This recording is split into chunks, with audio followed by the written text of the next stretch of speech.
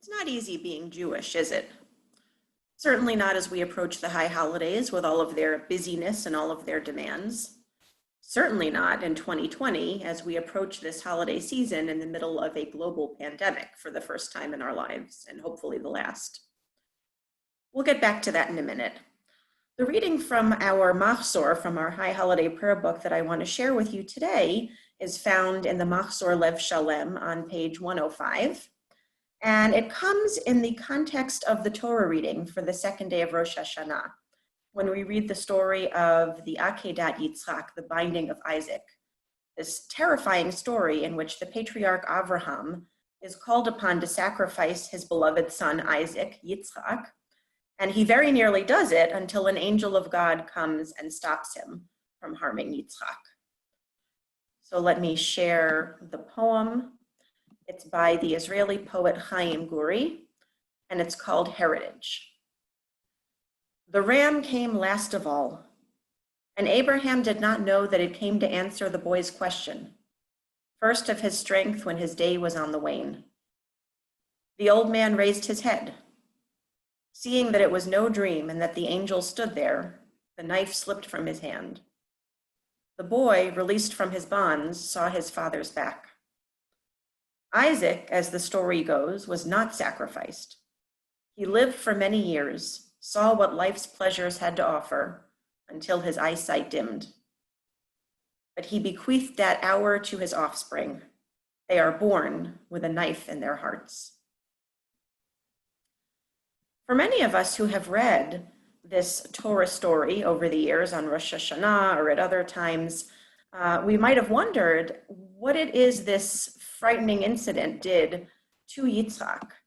He survived on the surface of it, he survived physically, but what scars, what trauma might he have borne for the rest of his life?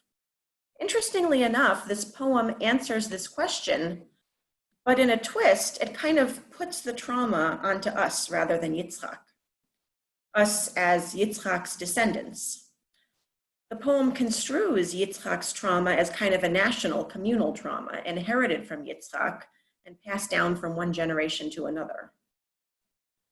I think that's such a striking image. The image itself is like a knife in the heart when the poem says that Yitzchak's descendants are born with a knife in their hearts.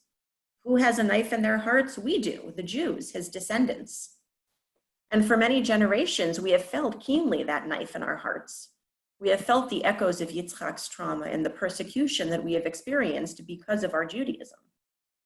It's no accident that the Jews who lived through the time of the Crusades actually found particular resonance in the story of the binding of Isaac. Even for those of us who live today, in a time of unprecedented freedom and security for Jews, Judaism is still a double-edged sword. Of course, there's the fact that anti-Semitism still exists, but beyond that, Judaism is not an easy thing to navigate.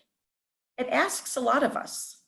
It demands our attention, our commitment, our time, our work, and sometimes even sacrifice. But this time of year, in the month of Elul, even in the midst of all the busyness and the stress, we get to taste the sweetness of Rosh Hashanah, and we are reminded of the spiritual depth of our faith and the opportunities that Judaism offers us to continually refresh and renew and redeem ourselves. And yes, we're reminded of why we keep doing this generation after generation. We remember the joy and the meaning that Judaism gives us. This too is our inheritance.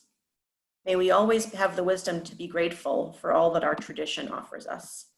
Wishing you a Shana Tova, a good and sweet new year.